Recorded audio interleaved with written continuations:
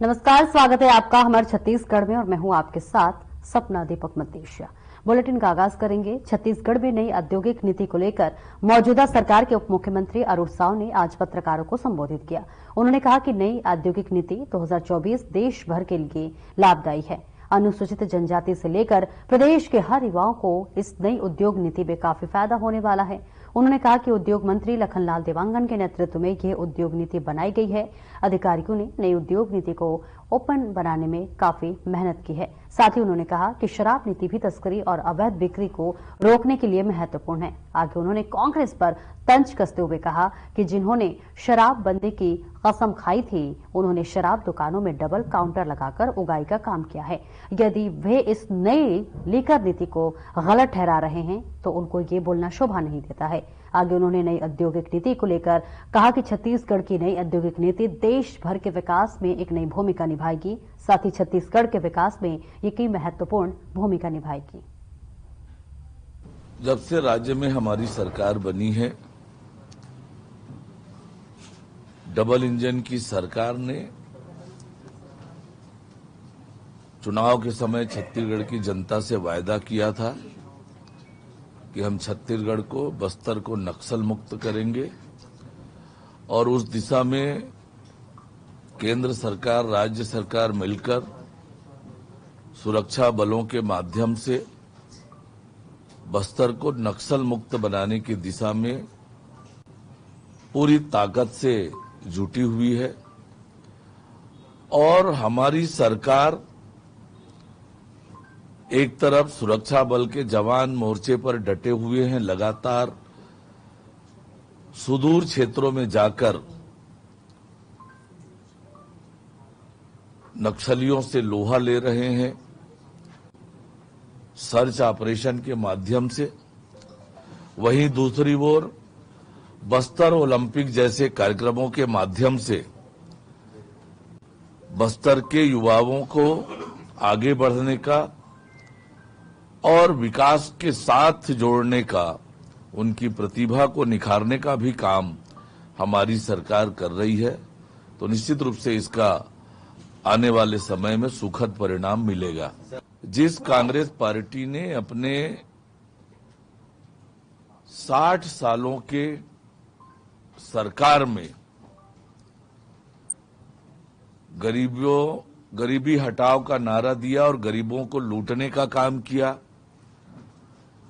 गरीबों के हित के लिए कोई काम नहीं किया,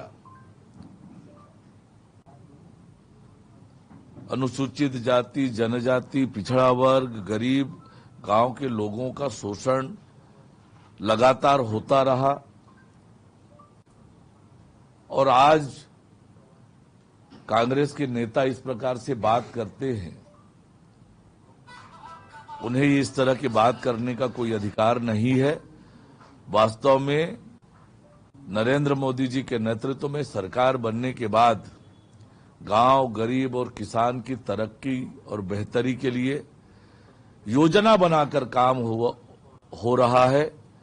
लोगों के जीवन को सुलभ और आसान बनाने का काम लगातार हो रहा है। यदि उन्हें दिखता नहीं है ये काम, तो ये उनको मुबारक हो। ये कांग्रेस पार्टी के नेता अपने 5 साल के काम को क्यों भूल गए इतना जल्दी?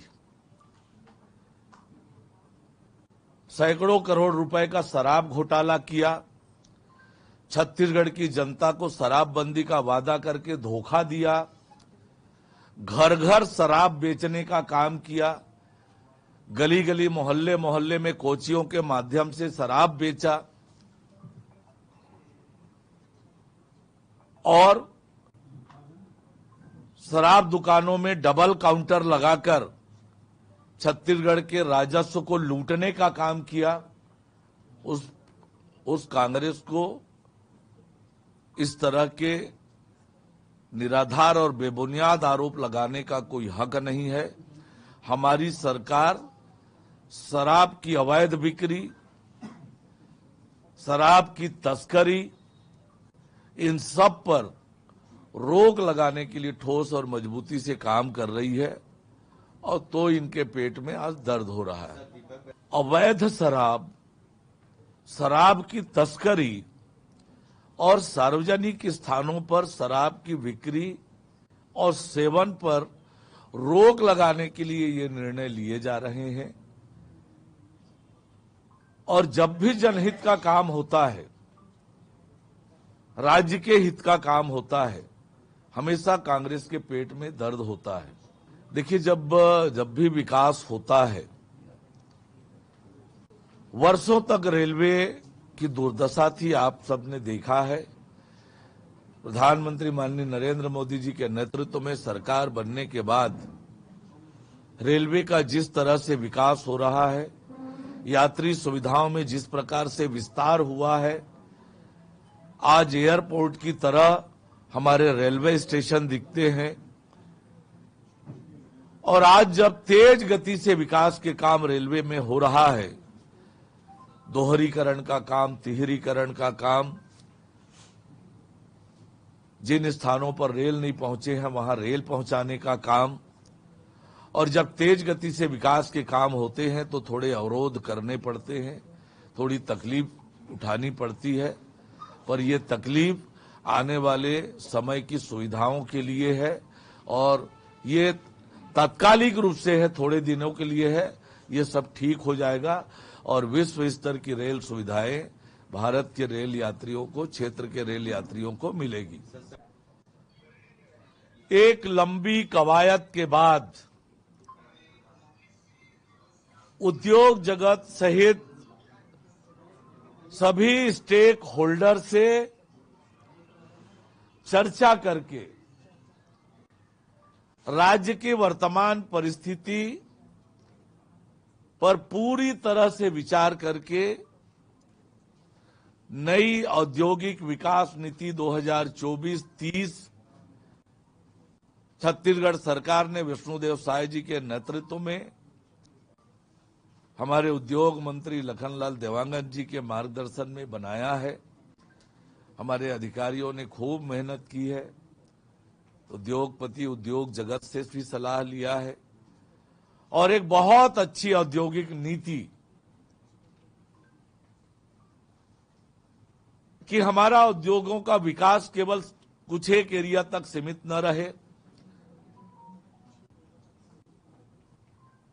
छत्तीसगढ़ के नौजवानों को, अनुसूचित जाति जनजाति के नौजवानों को भी उद्योग लगाने के अवसर बने, रोजगार मांगने के बजाय रोजगार देने वाला बने और छत्तीसगढ़ के विकास में योगदान करे। संपूर्ण छत्तीसगढ़ का औद्योगिकीकरण हो, ऐसे बहुत बृहद और व्यापक हमारी नई औद्योगिक नीति बनी है। विकसित भारत की संकल्पना प्रधानमंत्री माननीय नरेंद्र मोदी जी ने की है। विकसित भारत में छत्तीसगढ़ की भी प्रभावी भूमिका हो, विकसित छत्तीसगढ़ का निर्माण हो, इस दृष्टि से ये हमारी नई उद्योग नीति हमने बनाया है, हम ही संवारेंगे। इस ध्येय वाक्य को लेकर आगे बढ़ेगा और विकसित छत्तीसगढ़ के निर्माण में ये हमारी नई उद्योग नीति बहुत प्रभावी भूमिका का निर्वहन करेगी। संगठन में चुनाव की प्रक्रिया प्रारंभ हो गई है। भारतीय जनता पार्टी संविधान के हिसाब से सदस्यता करती है, सक्रिय सदस्यता करती है, फिर बूथ इकाई से लेकर राष्ट्रीय अध्यक्ष तक का विधिवत रूप से चुनाव होता है। बूथ इकाई के बूथ समिति के चुनाव की प्रक्रिया प्रारंभ हो गई है। बूथ समिति के चुनाव के बाद मंडल समिति, फिर मंडल समिति के बाद जिला, प्रदेश और राष्ट्रीय समितियों का चुनाव होगा। जिस भूपेश बघेल जी के नेतृत्व में छत्तीसगढ़ ने शराब घोटाले के कारण बदनामी झेली, क्रिमिनल सिंडिकेट बनाकर जिस प्रकार से क्राइम किया, अवैध कमाई की और कितने लोग जेल में हैं, उस पे ये भूलने की जरूरत नहीं है कि आपने क्या किया और किस तरह से छत्तीसगढ़ के खजाने को लूटा। शिक्षा व्यवस्था की कैसी आपने दुर्दशा की, स्वास्थ्य व्यवस्था की कैसी आपने दुर्दशा की, राज्य की अर्थव्यवस्था कैसे आपने चौपट की, इसे भी आपको छत्तीसगढ़ की जनता को बताना चाहिए। छत्तीसगढ़ की जनता आपके किसी बहकावे और भ्रम में आने वाली नहीं है। ये छत्तीसगढ़ विष्णुदेव साय जी के नेतृत्व में छत्तीसगढ़ के 3 करोड़ जनता के हित में ठोस और मजबूत कार्य योजना बनाकर काम कर रही है। विकसित छत्तीसगढ़ की योजना को लेकर काम कर रही है। Thank you. और वही बस्तर में भगवान बिरसा मुंडा जन्मदिवस धूमधाम के साथ मनाया गया। इस कार्यक्रम के मुख्य अतिथि के रूप में वन मंत्री केदार कश्यप शामिल हुए। इस दौरान वन मंत्री ने कहा कि भगवान बिरसा मुंडा न केवल जनजातीय समुदाय के लोगों के नायक थे, बल्कि पूरे भारत के स्वतंत्रता संग्राम सेनानी थे। इस कार्यक्रम में सभी समाज के लोग शामिल हुए और इस कार्यक्रम को भव्य बनाने के लिए आसपास के गांव के लोगों ने भी कार्यक्रम को सफल बनाया।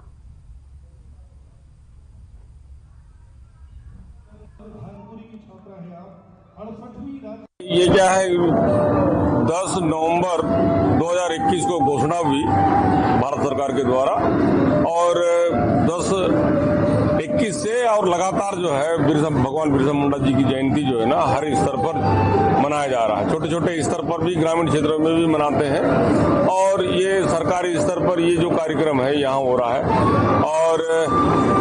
और समाज के तरफ से जो है वो कॉलेज ग्राउंड में हो रहा है। निश्चित रूप से जो है ना हमारे महापुरुषों की जो जयंती है उसको बनाना चाहिए, क्योंकि हमारा जो गौरवशाली जो इतिहास रहा है इतने आजादी के पहले और आजादी के बाद, उसको कहीं न कहीं कमजोर किया गया है।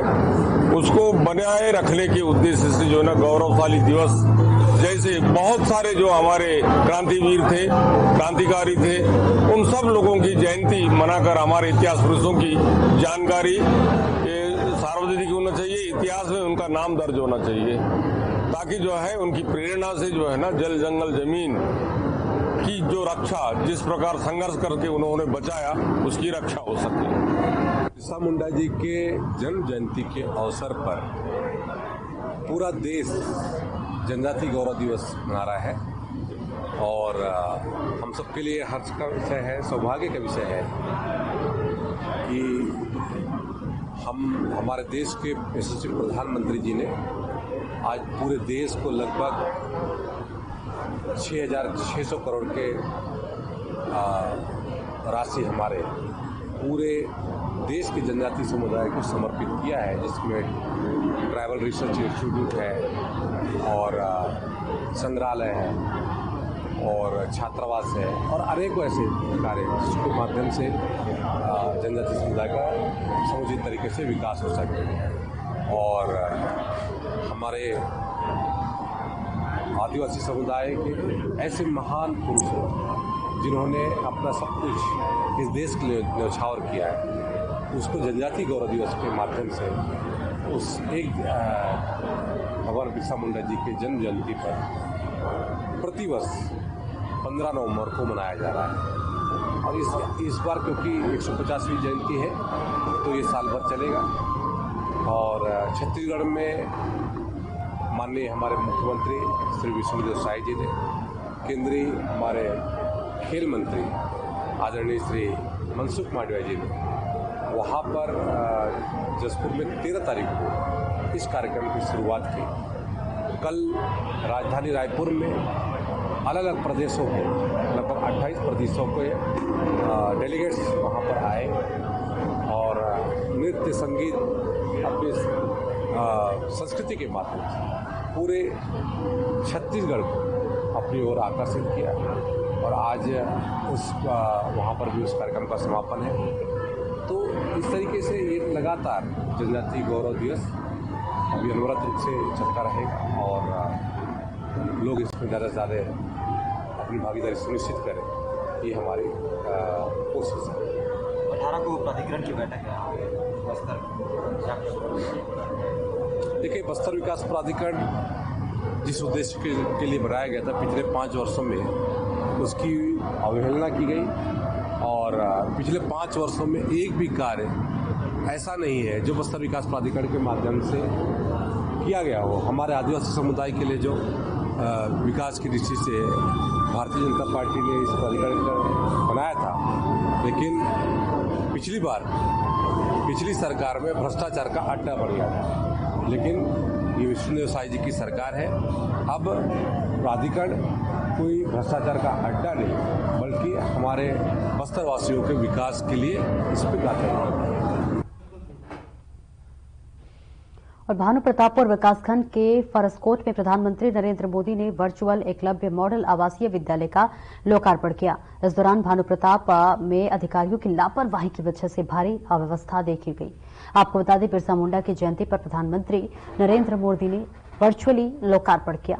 इस मौके पर कांकेर सांसद भोजराज नाग अव्यवस्थाओं को लेकर नाराज हुए। सांसद ने बेमन से फीता काटा और उनके बैठने के स्थान पर उनके लिए पानी की व्यवस्था थी ना ही बच्चों के लिए कोई व्यवस्था की थी। इतना ही नहीं, इस वर्चुअल कार्यक्रम की जानकारी प्रशासन ने पत्रकारों को दी, जनप्रतिनिधियों और पार्टी कार्यकर्ताओं सहित ग्रामीणों को भी नहीं दी।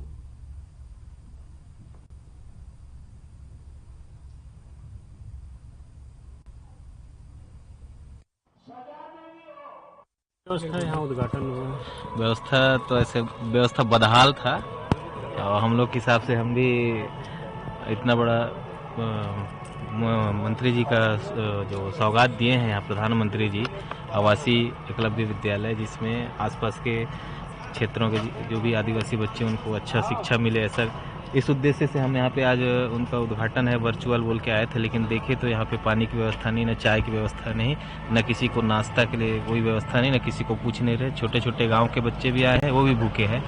इस प्रकार के आधा अधूरा व्यवस्था है। सांसद आए तो ये बोले कि मूलभूत सुविधा की मैंने यहाँ पे व्यवस्था नहीं है और आप लोग यहाँ का उद्घाटन वगैरह कर रहे हैं। बिजली का व्यवस्था नहीं है, पानी का व्यवस्था नहीं है। मैं जिस टेबल पे बैठा था वहाँ पे एक बोतल पानी नहीं रखाया गया है। तो ऐसे हालात में आप लोग उद्घाटन वगैरह कर। और शराब के मामले को लेकर लगातार राजनीति हो गई है। बीजेपी सरकार के द्वारा नई उद्योग नीति लाई गई थी। आपको बताते चले कि जिसमें शराब को लेकर सरकार के द्वारा एक बड़ा कदम उठाया गया था, जिसमें सरकार ने एक ऐप लॉन्च करके शराब प्रेमियों के लिए मनपसंद शराब देने का ऑप्शन रखा था। इसे लेकर कांग्रेस पार्टी काफी आक्रामक नजर आ रही है। पीसीसी अध्यक्ष दीपक बैच ने प्रेस कॉन्फ्रेंस कर नई उद्योग नीति का विरोध किया। आइए आपको सुनवाते हैं और क्या कुछ उन्होंने कहा इस प्रेस कॉन्फ्रेंस में। बिल्कुल, देखिए, जिस तरह से शराब को लेकर पूरे प्रदेश में सरकार के खिलाफ आक्रोश है, क्योंकि जिस तरह से सरकार अपनी योजनाओं को पूर्ति के लिए, और सरकार के पास पैसा है ही नहीं, और दारू का रेट, शराब का रेट बढ़ाकर उनका ऐप लॉन्च कर इस तरह से जनता को लूटने का काम कर रही है। आखिर सरकार हर योजनाओं का लॉन्च केंद्र के बड़े नेता या प्रधानमंत्री से लॉन्च कराते हैं। क्या ये शराब का ऐप भी प्रधानमंत्री से लॉन्च कराएंगे क्या? मैं पूछना चाहता हूं भारतीय जनता पार्टी के नेताओं से, सरकार से, पहला चीज।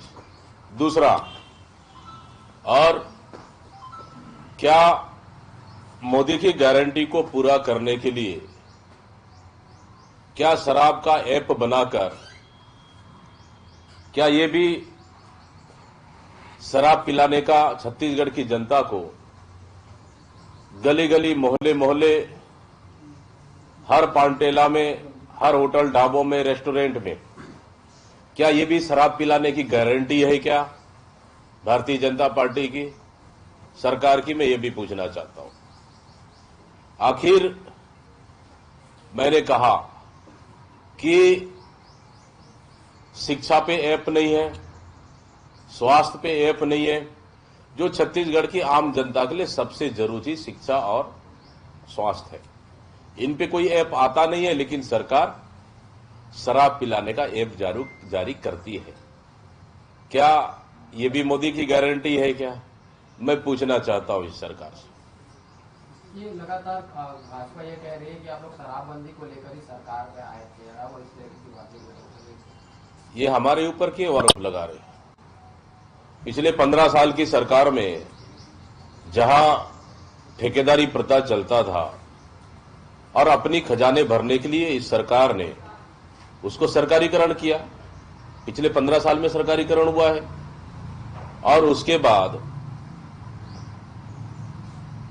कि पिछले 15 साल की सरकार में शराबबंदी कहते थे, बोलते थे लगातार, और शराबबंदी के लिए कई अध्ययन दल कई राज्यों में भ्रमण भी किए, क्योंकि उस समय हम लोग विधायक थे छत्तीसगढ़ विधानसभा के। हम लोगों ने कई सवाल भी पूछे। 15 साल से शराबबंदी की बात करने वाले अब शराब पिलाने की गारंटी अब दे रहे हैं।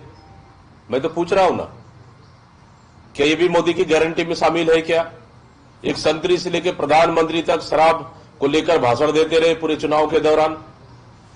तो इस तरह के झूठ बोलकर सत्ता में आए भारतीय जनता पार्टी निश्चित रूप से पूरे छत्तीसगढ़ को शराब में डूबना चाह रही है, लेकिन हम ऐसा नहीं होने देंगे। इसका विरोध करेगी कांग्रेस पार्टी और निश्चित रूप से इस शराब का ऐप को पुरजोर कांग्रेस पार्टी विरोध करती है। सर, ये अभी कल भगवान बताया रामविलास नेताम जी ने मोदी जी को आदिवासियों का, अब वो कह रहे हैं कि कांग्रेस जितना गाली देगी मोदी जी को, कांग्रेस का अस्तित्व उतना ही खत्म होगा। तारीफ भगवान बता रहे।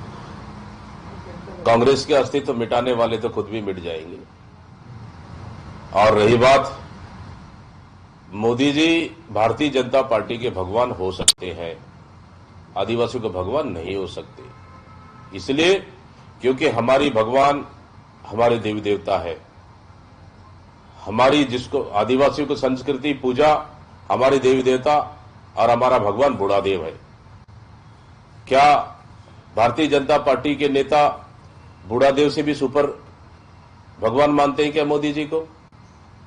मैं पूछना चाहता हूं ये लोग से, क्या भगवान महादेव से भी बड़े हैं क्या मोदी जी? तो इस तरह से आदिवासियों को भगवान बोलकर भारतीय जनता पार्टी के नेता पूरे आदिवासी समाज का अपमान कर रहे हैं। मैं समझता हूं भारतीय जनता पार्टी के नेताओं को इससे आदिवासी समाज से माफी मांगना चाहिए। ये कांकेर में नक्सली और जवानों की मुठभेड़ हुई है, 4 नक्सली मार गिरा है, कैसे देख रहे हैं? लगातार बीजेपी कह रही कि नक्सलवाद खत्म करेंगे। देखिए, मुझे तो आपके माध्यम से पता चला है, अगर असली अगर एनकाउंटर हुआ है, ओरिजिनल नक्सली अगर मारे गए हैं, तो निश्चित रूप से जवानों को बताएं। ये संगठन चुनाव की ओर बीजेपी बढ़ रहे हैं। लगातार उपचुनाव के बाद अब संगठन चुनाव में फोकस है और अलग अलग समिति का गठन भी किया जा रहा है।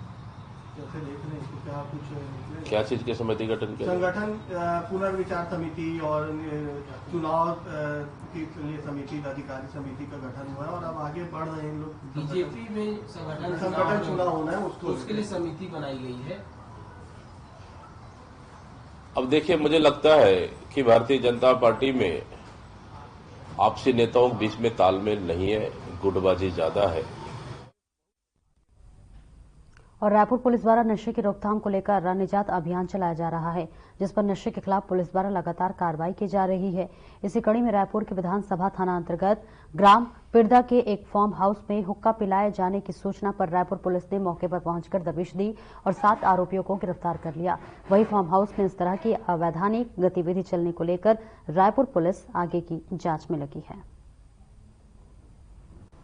थाना विधानसभा अंतर्गत जो पिरदा है, वहाँ पे 10-15 फार्म हाउस है, जिसमें लगातार कई दिनों से हुक्का के संबंध में सूचना मिल रही थी कि अवैध रूप से वहाँ पे हुक्का पिलाने का काम कर रहे हैं। इसके संबंध में पहले भी वहाँ पहले रेड किए थे और तो एक फार्म हाउस में 15-20 हुक्का मिला था, लेकिन वहाँ पर जो पीने और पिलाने वाले हैं वो जिन्होंने भग गए थे, तो आइडेंटिफाई नहीं हो पाया था कौन कौन से। इसी सूचना पर सिर्फ परसों रात मिली थी, जिसमें आदरणीय आईजी सर, आदरणीय एसपी सर के जो दिशा निर्देश मार्गदर्शन में कार्रवाई किया गया, जिसमें सीएसपी विधानसभा, सीएसपी अटालनगर और जितने भी जो टीम है उनके साथ जा करके जो जहाँ पर सूचना मिली थी उस जगह पर रेड करने पर 7-8 लोग वहाँ पे हुक्का पीते हुए मिले थे और जिनको पकड़ करके थाना विधिवत लाया गया और जो तम्बाकू कोटपा नियम है उसके तहत जो पीने वाले के खिलाफ और जो पिलाने वाले के खिलाफ जो पृथक से FIR करके कार्रवाई की गई है। और इसमें जो विधि सम्मत कार्रवाई करके जो मौके पर से 8 हुक्का जो पीते हुए मिले थे उनको जब्त किया गया है अविधि सम्मत उसमें कार्रवाई कर रहे हैं। सर, क्या शराब वगैरह भी परोसा जा रहा था उस जगह में? मौके पर इस घटना के दौरान, रेड के दौरान शराब तो नहीं मिला है, और लेकिन आसपास में कई जगह सूचना मिली है, जिसको आने वाले समय में फिर से कार्रवाई, रेड की कार्रवाई जहाँ पर सूचना मिली है वहाँ पर करेंगे। और फिलहाल इस बुलेटिन में इतना ही। दीजिए इजाजत। नमस्कार।